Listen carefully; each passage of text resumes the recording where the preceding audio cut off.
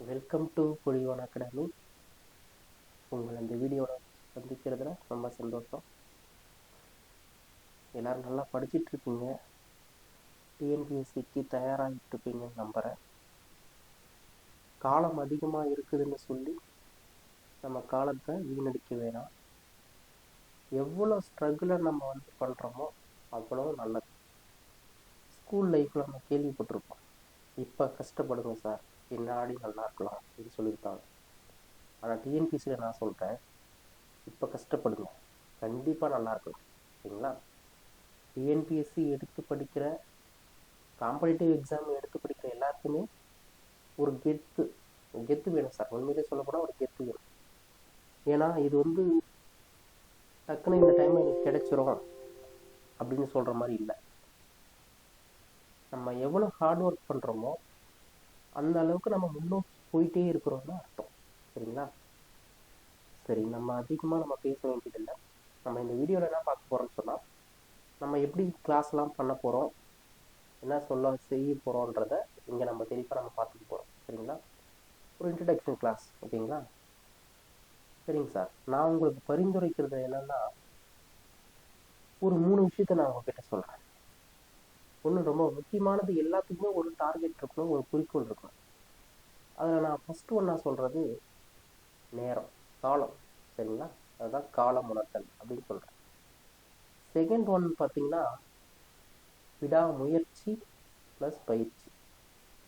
Third one பார்த்தீங்கன்னா தேவையானவற்றை அணுகுது. சரிங்களா? இந்த காலம் அப்படின்றது ரொம்ப ரொம்ப முக்கியம். ஏன்னா காலம்ன்றதை இங்கே எந்த மீனிங்ல நான் சொல்றேன்னு சொன்னா, காற்றுள்ள போதே தூற்றிக்குள் அப்படின்றது பழமொழி. அதுபோல இந்த 2026 வரக்கூடிய எக்ஸாம்ஸை நம்ம எப்படி அவங்க கால அடிப்படையில் அவங்க அட்டவணை போட்டு கொடுத்துருக்காங்களோ அதை நம்ம கரெக்டான விதத்தில் நம்ம பயன்படுத்திக்கிறோம். சரிங்களா? அப்படி பயன்படுத்தும் போது கண்டிப்பாக நம்ம வெற்றியாளராக ஆகலாம். எப்படி ஒன்றா நடக்கலாம். சரிங்களா? எலெக்ஷன் இருக்கிறதால நம்மளுக்கு நோட்டிஃபிகேஷன் வந்தது, இல்லை எலெக்ஷன் இல்லைன்னா நம்மளுக்கு வந்திருப்போம் அப்படின்ற யூகத்துக்குலாம் நம்ம போக தேவை. நோட்டிஃபிகேஷன் வந்துச்சா நம்மளுடைய கடமை படிக்கணும். நம்ம வேலை வாங்கணும்னு சொன்னால் படிக்கணும். இதை பார்த்துட்டு இருக்கிற நிறைய பேர் ஏற்கனவே ஜாப்ஸில் இருந்தும் என்ன மேற்கொண்டு படிக்கணுன்றவங்களும் இருப்பீங்க.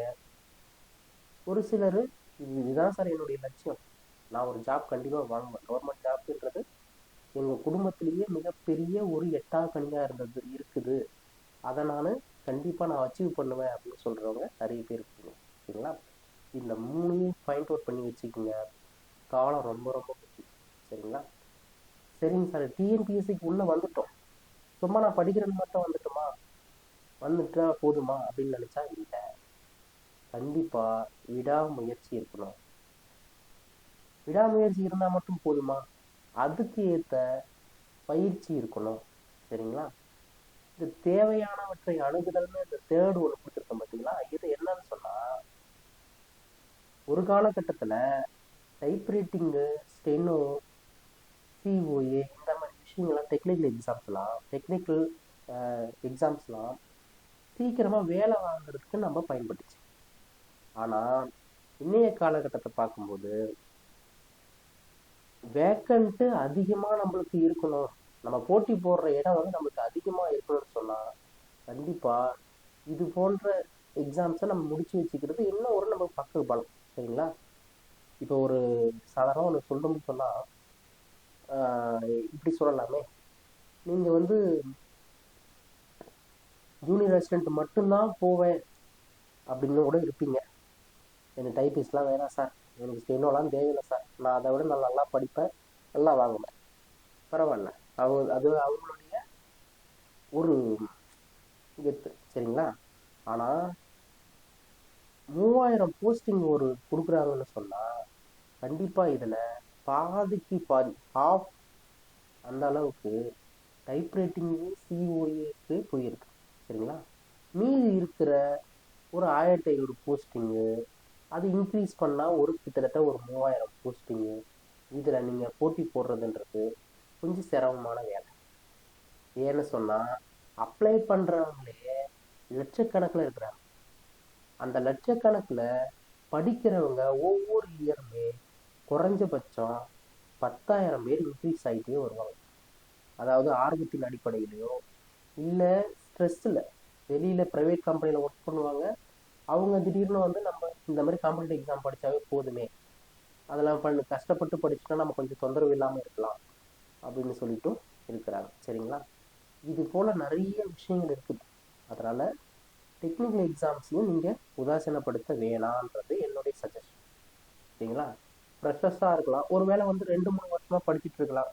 இப்போலாம் என்னால் முடியாது சார், நான் டைப்ரைட்டிங் போயிட்டு இன்னும் 2 வருஷம் முடிச்சுட்டு அது நான் இதையே படிச்சிருவேன்னு சொன்னால் நோ ப்ராப்ளம், நீங்கள் பண்ணுங்கள். ஆனால் இதை பார்த்துட்டு இருக்கிற புதுசாக ஆசைப்பட்டு டிஎன்பிசிக்குள்ளே வரணும்னு நினைக்கிறவங்க தயவு செஞ்சு டைப்ரைட்டிங்கு, சிஓஏ, இந்த ஸ்டெனோ, இந்த மாதிரி விஷயங்கள்லாம் பண்ணுங்கள். காலேஜ் படிக்கிறவங்க கூட இப்போ ஆர்வமாக நீங்கள் பார்த்து டிஎன்பிசியில் ஒரு வேலை வாங்கணும், அதில் இருக்கிற எதாவது ஒரு ஜாப் வாங்கணும்னு நினைக்கிறவங்க கண்டிப்பாக இதை ட்ரை பண்ணுங்கள். சரிங்களா?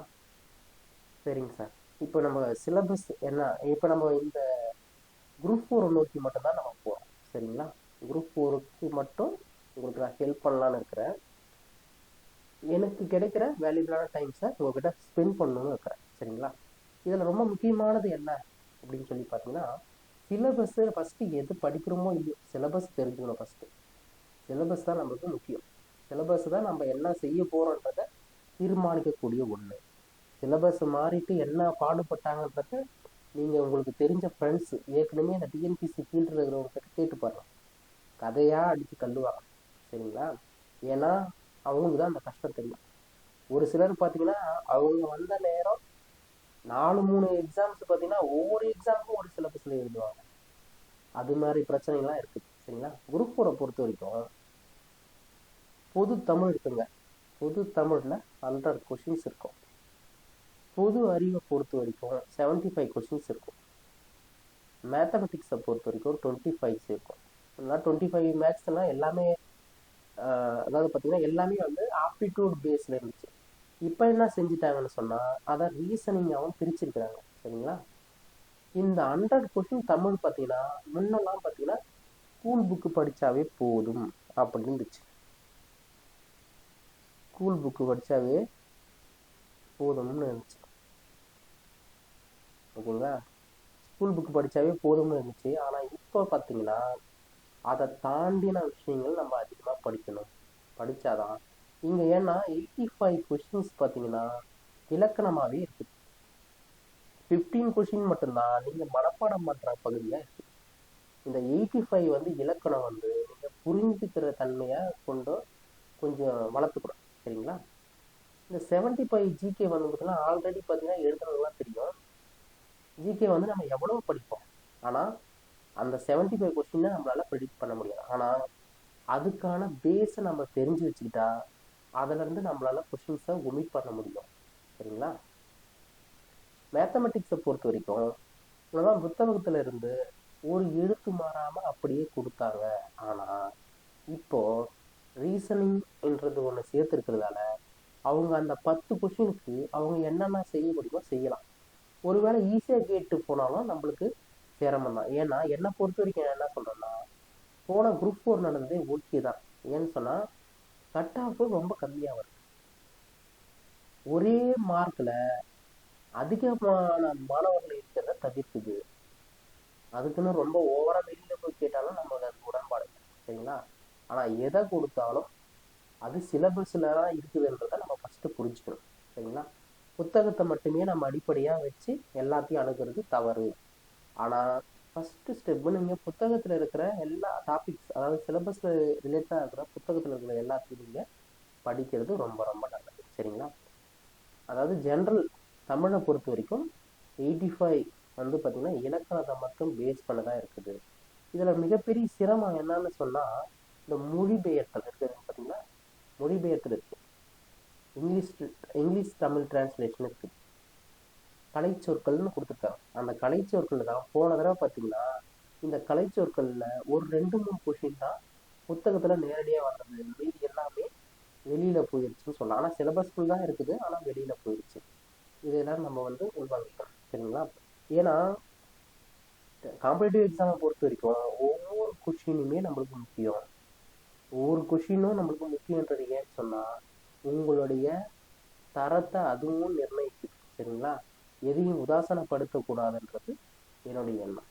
இந்த இருக்கிற மொத்தம் இந்த 200 கொஷினுக்குமே நம்மளால முடிஞ்ச அளவுக்கு நம்ம தயாராகணும். சரிங்களா? இதில் நம்ம முக்கியமாக என்னென்ன நம்ம பார்க்க போகிறோம் அப்படின்னு சொன்னால், தமிழுக்கு நம்ம கண்டிப்பாக அழகு வயசாக யூனிட் வைஸாக நம்ம வந்து குறிப்புகளை தருவோம். சரியா? அதை மீறி நீங்களும் நிறைய தேடல்கள் இருக்கணும். இன்னொன்று ஒன்று சொல்கிறது என்னன்னா, எல்லாமே அடுத்தவங்க தருவாங்கன்றது நீங்கள் எதிர்பார்க்கக்கூடாது. ஒரு இன்ஸ்டியூட்டாக இருக்கட்டும், இல்லை யூடியூப் சேனல்ஸாக இருக்கட்டும், எந்த ஒரு விஷயமும் நீங்கள் இதை பார்த்துட்டு இருக்கிற எல்லாருமே நீங்கள் வந்து புரிஞ்சுக்கிட்டேன்னா இது எல்லாமே ஒரு பேசிக் தான். எதுவுமே தெரியாது, எந்த பாதையில் போகிறதுன்னு தெரியாமல் இருக்கிறவங்களுக்கு ஒரு அட்வர்டைஸ்மெண்ட் மாதிரி தான். சரிங்களா?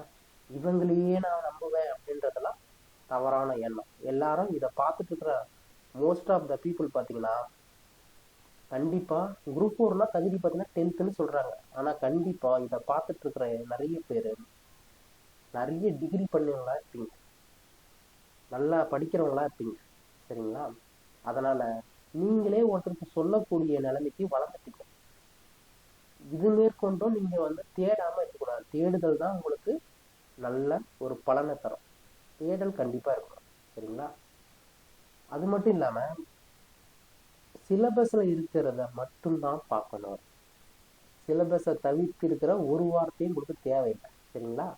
சிலபஸில் இருக்கிறத மட்டும்தான் நீங்கள் ஃபோக்கஸ் பண்ணணும். சிலபஸில் இருக்கிறத எந்த காரணத்தை கொண்டும் ஒமிட் பண்ணக்கூடாது. சிலபஸில் இல்லாத எக்காரணத்தை கொண்டும் படிக்கக்கூடாது. சரிங்களா? அதை மட்டும் கரெக்டாக ஞாபகம் வச்சுக்கணும். ஏன்னா இருக்கிற சிலபஸில் இருக்கிறத படிக்கிறதே ரொம்ப கஷ்டம். சரிங்களா? எதையுமே நம்ம மனசை பொறுத்து தான். கஷ்டம்னு நினச்சா கஷ்டம், ஈஸின்னு நினச்சா ஈஸி. சரிங்களா? புதுசாக இதை இருக்கிறவங்கன்னு சொன்னால் உங்களுக்கு நிறைய கண்டிப்பாக டைம் இருக்குது. இப்போ பொறுத்தவரைக்கும் பார்த்தீங்கன்னா 2 வருஷம் படித்தவங்களும் ஒன்று தான், இப்போ நீவாக வந்து படிக்கிறவங்களுக்கும் ஒன்று தான். சரிங்களா? அதனால் எந்த பயமும் நம்ம பட தேவையில்லை. 2 பேருக்கும் பொது தான் இப்போதைக்கு கொண்டு வந்துருக்க சிலபஸ். சிலபஸ்லையும் பார்த்தீங்கன்னா கண்டிப்பாக மாற்றம் இருக்காது. நிறைய இடத்துல சொல்லியிருக்காங்க. அது வந்து டிஎன்பிசிலையும் ஒரு கைட்லைன்ஸ் வந்திருக்காங்க. கண்டிப்பாக நாங்கள் மாற்ற மாட்டோம். 2024 என்ன நாங்கள் சிலபஸ் கொடுத்தோமோ அதுவே வந்து தொடரும் அப்படின்னு சொல்லியிருக்காங்க. சரிங்களா? அதனால் நீங்கள் அதையும் போட்டு நீங்கள் குழப்பிக்க தேவை. தமிழை பொறுத்த வரைக்கும் நம்மளுக்கு 7 யூனிட் இருக்குது. சரிங்களா? தமிழை பொறுத்த வரைக்கும் நம்மளுக்கு 7 யூனிட் இருக்குது. அந்த 7th யூனிட் இருக்குங்கள, இந்த 7th யூனிட்டு முழுக்க முழுக்க 10ஆம் வகுப்பு தரத்தை அடிப்படையாக கொண்டது. இதை தான் நீங்கள் புக்கில் இருந்து எதிர்பார்க்கலாம். உங்களுக்கு காட்டுறேனே, ஒரு நிமிஷம் இருங்க.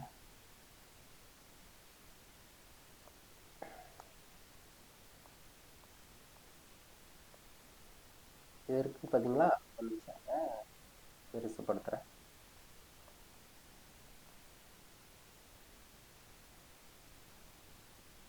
இங்கே இருக்கு பார்த்தீங்களா?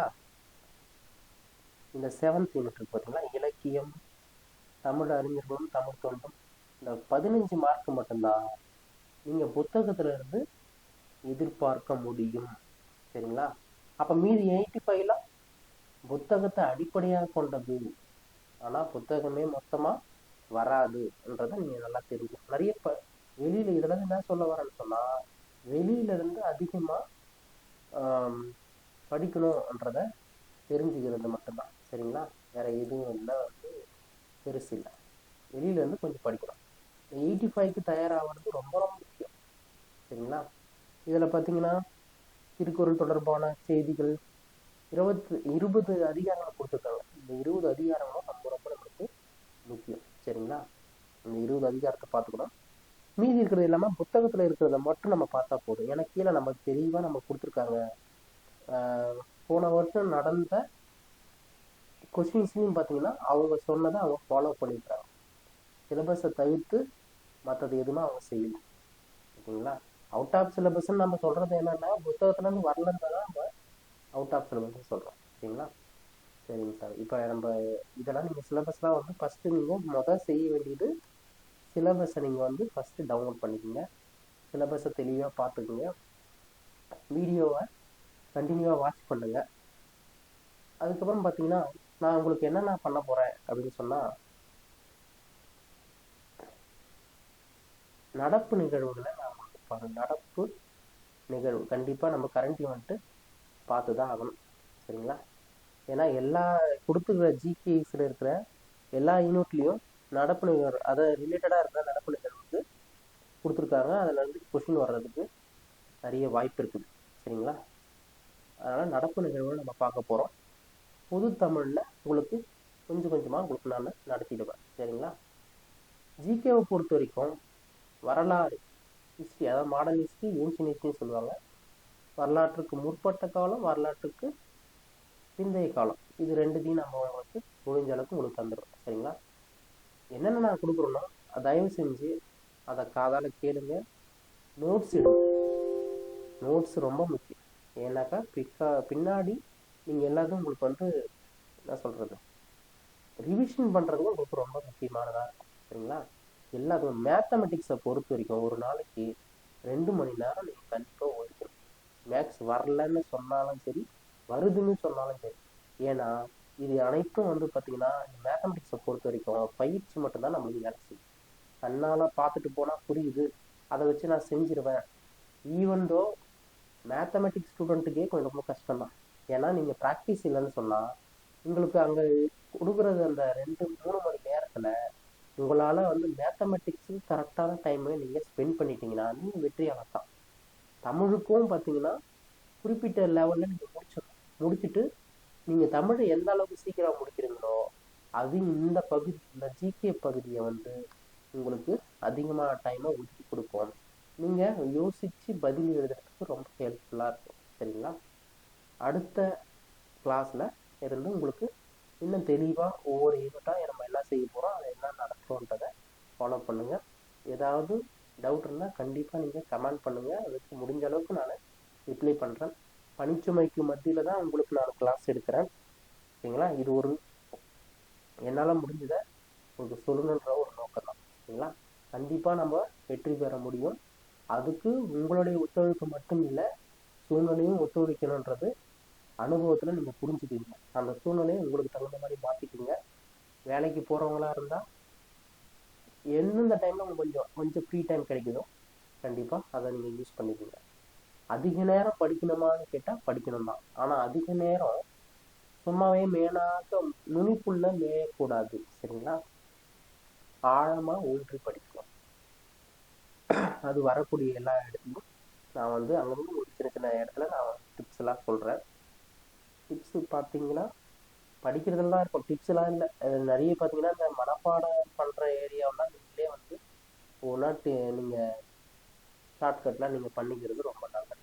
ஏன்னாக்கா எவ்வளோ தான் நம்மளால வந்து படிக்கிறது டேட்டாக்கெல்லாம் நம்ம ஞாபகம் வச்சுக்க முடியும். சாரி. ஓகேங்களா? அடுத்த கிளாஸில் உங்களை சந்திக்கிறேன். வெல்கம் டு பொடிவான் அகாடமி. தேங்க்யூ.